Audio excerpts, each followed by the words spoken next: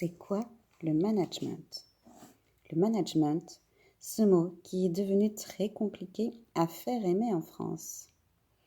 Sûrement parce que dès le départ, il a été mal introduit et non appliqué correctement dans le monde du travail français.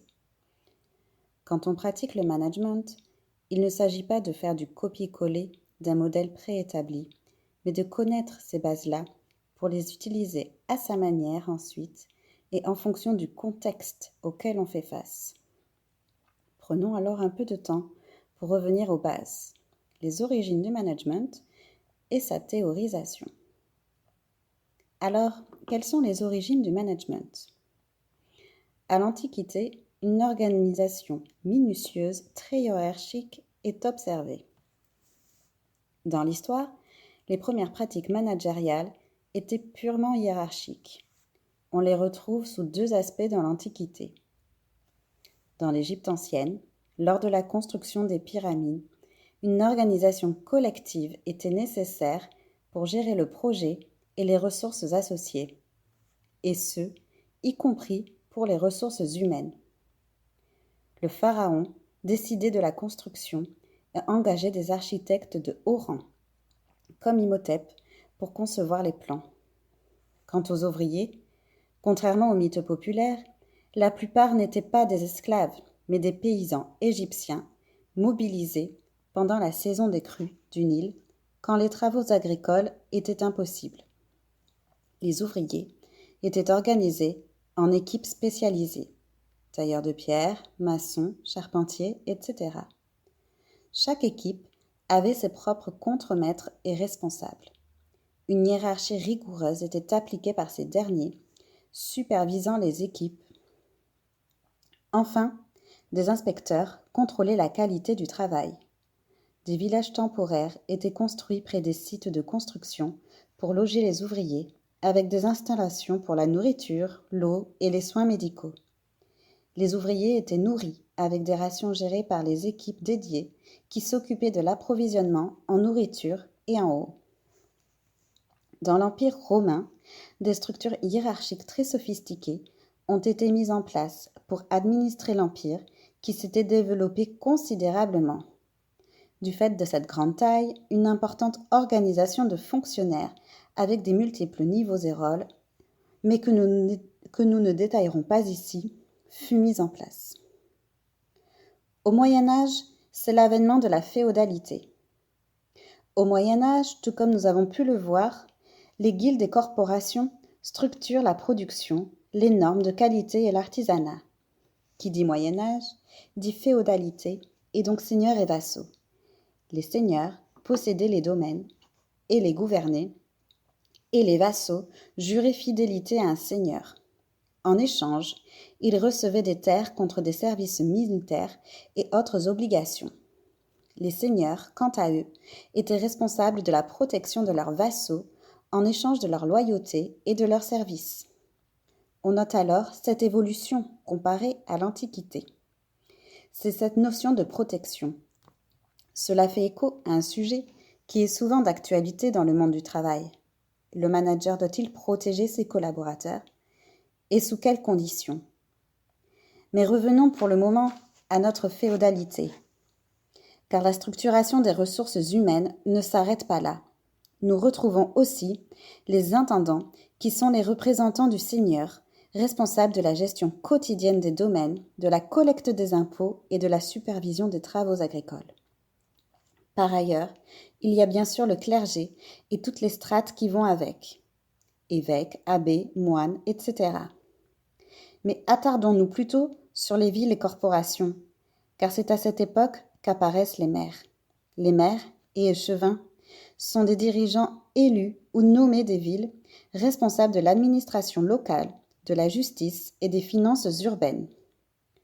Et c'est aussi durant le Moyen Âge que sont mis en place les conseils municipaux, qui à cette époque sont des assemblées de citoyens influents, bourgeois, qui participent à la gestion des affaires de la ville. On commence à être ici dans une dimension plus collective du management. Les guildes des corporations, quant à elles, peuvent se décrire ainsi. D'une part, les guildes marchandes, qui sont des associations de marchands régulant le commerce, fixant les prix et protégeant les intérêts de leurs membres. D'autre part, les corporations d'artisans, qui sont des organisations régulant les métiers, fixant les normes de qualité, organisant la formation des apprentis et des compagnons.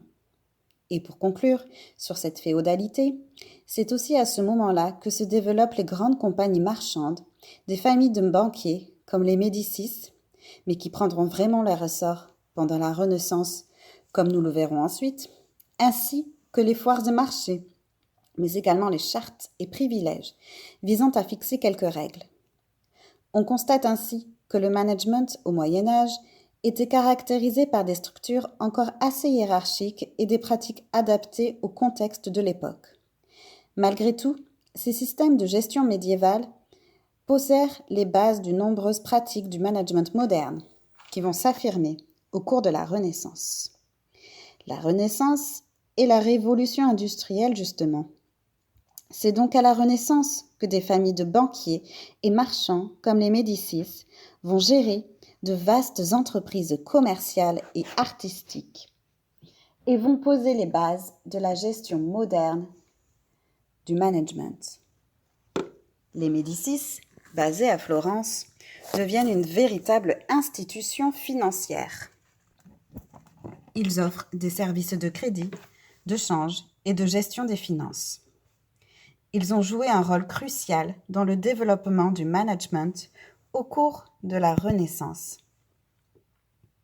C'est aussi eux qui vont inventer le mécénat d'art.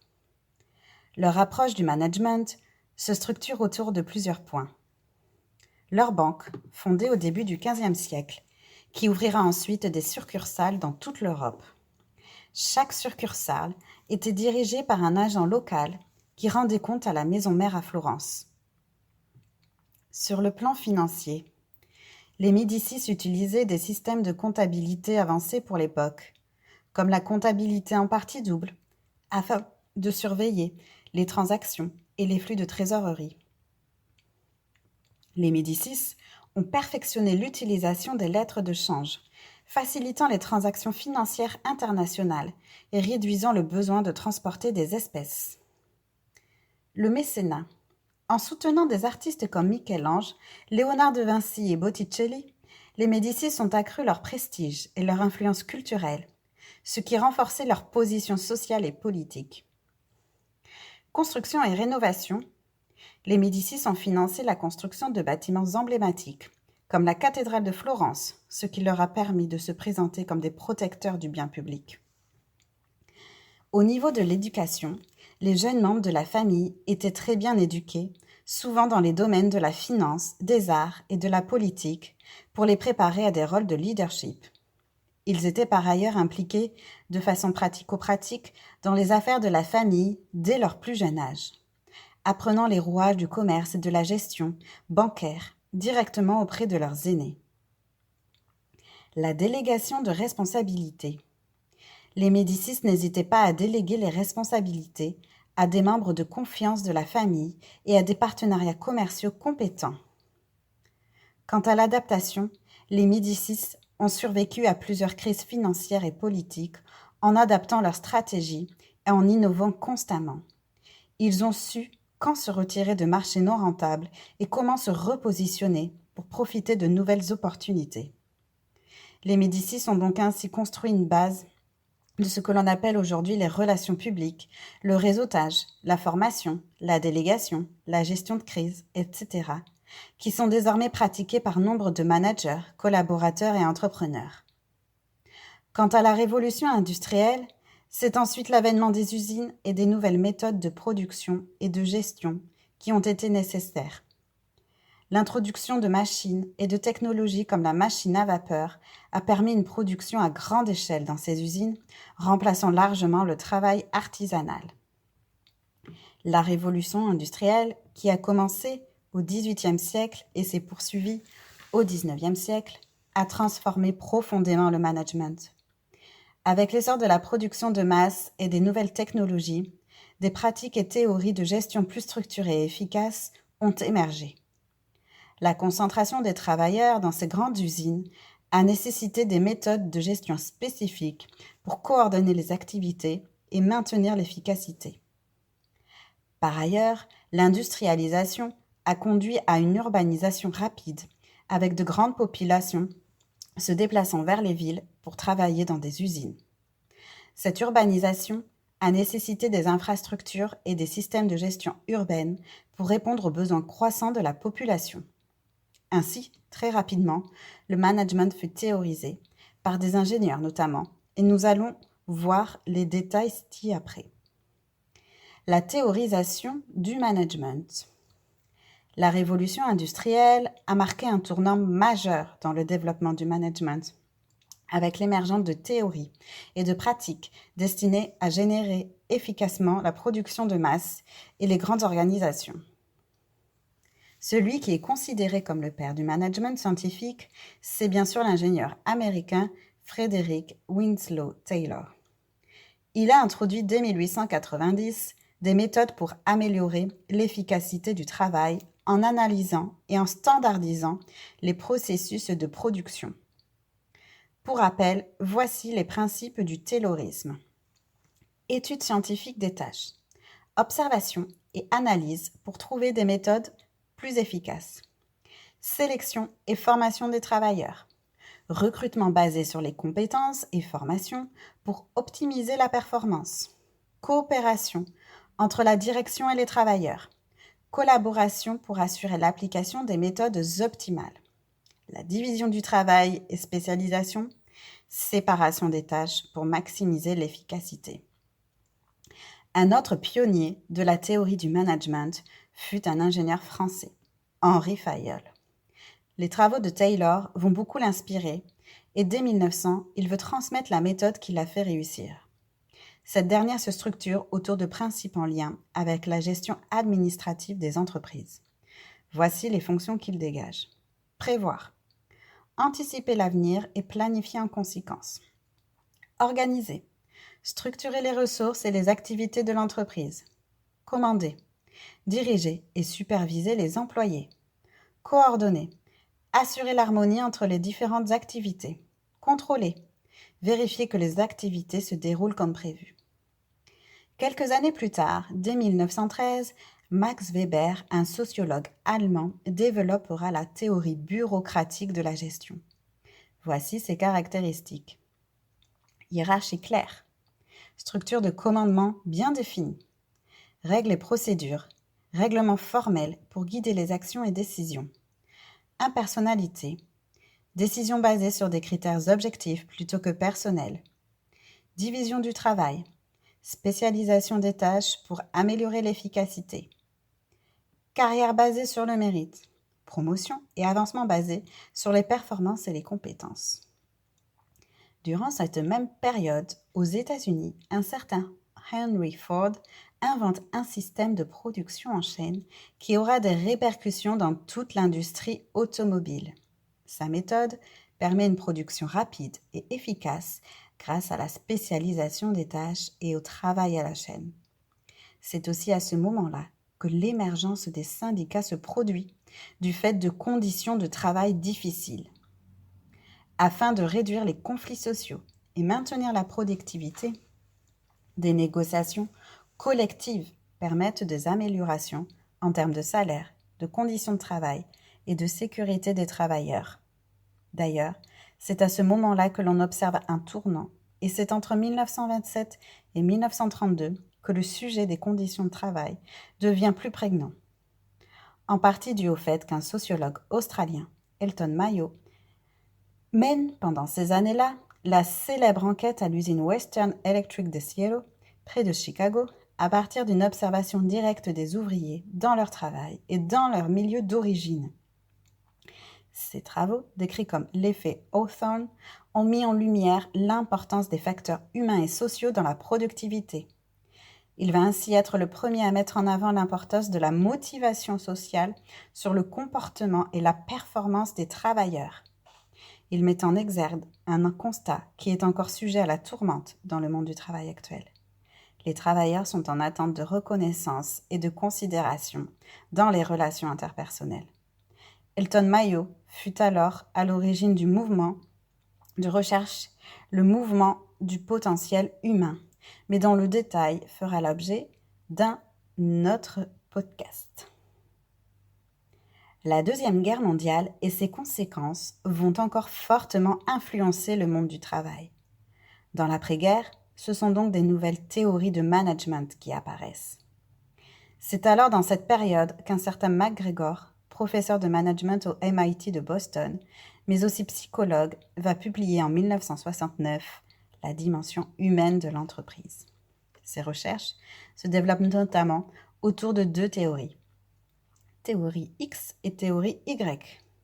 Elles mettent en exergue la motivation des employés reposant sur des systèmes de valeurs distincts. Le postulat de la théorie X est celui-ci. L'employé n'aime pas travailler. S'il n'est pas surveillé, il ne va pas travailler et sera non productif. Le seul moyen de le faire travailler est sous la contrainte, voire de le menacer. Le postulat de la théorie Y, quant à lui, est celui-là. L'employé aime travailler pour être productif. Il doit pouvoir jouer d'une certaine autonomie et sa créativité doit pouvoir s'exprimer, mais aussi être stimulée. Ce qu'en conclut McGregor, c'est que selon les dirigeants, ils vont s'orienter et leur management sera en fonction du postulat qu'ils ont au départ. Et ce dernier étant fondé sur des valeurs, si le système de valeurs des dirigeants ne correspond pas à celui des employés, alors cela va créer inévitablement des situations problématiques. Ainsi est mise en évidence l'importance que les dirigeants s'interrogent sur leurs valeurs et sur celles de leurs employés. Venons-en maintenant à celui qui a été un des rares théoriciens à avoir eu à la fois un retentissement dans le milieu des affaires, mais aussi un succès public mondial, Peter Drucker. Peter Drucker, qui a vendu plus de 6 millions de livres à travers le monde et est surnommé le pape du management, a en effet eu une très grande influence, d'autant qu'il a vécu près d'un siècle, de 1909 à 2005. Il a balayé un certain nombre de sujets dans ses recherches, mais retenons ici qu'il est à l'origine de l'importance de la gestion par objectif, la décentralisation des décisions et un pionnier de la responsabilité sociale des entreprises. À la fin du XXe siècle, du fait de l'explosion du marché des technologies de l'information, apparaissent de nouvelles théories telles que le management agile. Celui-ci tire en effet son origine dans le secteur du logiciel. Le management agile met l'accent sur la flexibilité, l'adaptabilité et la collaboration. La théorie du management agile fut officialisée en 2001 par la création du manifeste agile par un groupe de contributeurs. Parmi eux, Kent Beck, Ward Cunningham, Martin Fowler, Jeff Sutherland. Il repose sur 4 valeurs fondamentales et 12 principes qui visent à améliorer la réactivité et la collaboration dans les projets de développement de logiciels.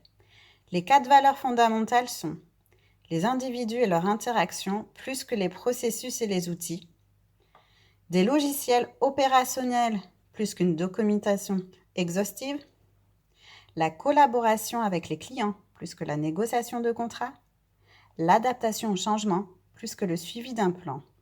Et les 12 principes sont la priorité est de satisfaire le client par des livraisons rapides et continues de logiciels fonctionnels. Accueillir favorablement les changements de besoins, même tard dans le développement. Livrer fréquemment des logiciels opérationnels. Les développeurs et les utilisateurs doivent travailler ensemble quotidiennement. Construire des projets autour d'individus motivés et leur faire confiance. La méthode la plus efficace de communication est la conversation en face à face. Un logiciel fonctionnel est la principale mesure de progrès. Les processus agiles promeuvent un rythme de développement soutenable. Une attention continue à l'excellence technique et à la bonne conception améliore l'agilité. La simplicité ou l'art de maximiser la quantité de travail non fait est essentiel.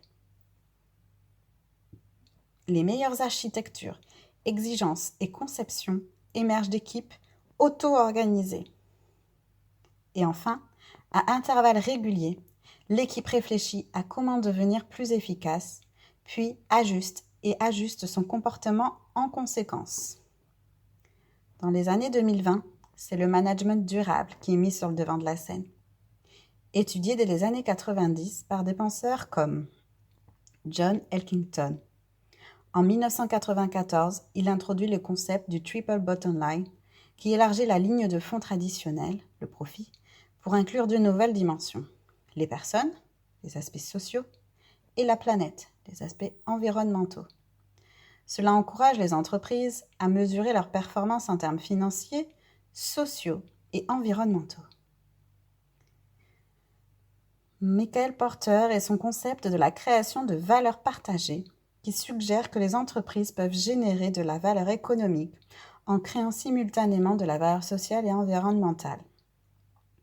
Et enfin Stuart Hart, auteur de l'ouvrage du capitalisme durable, Capitalism at the Crossroads.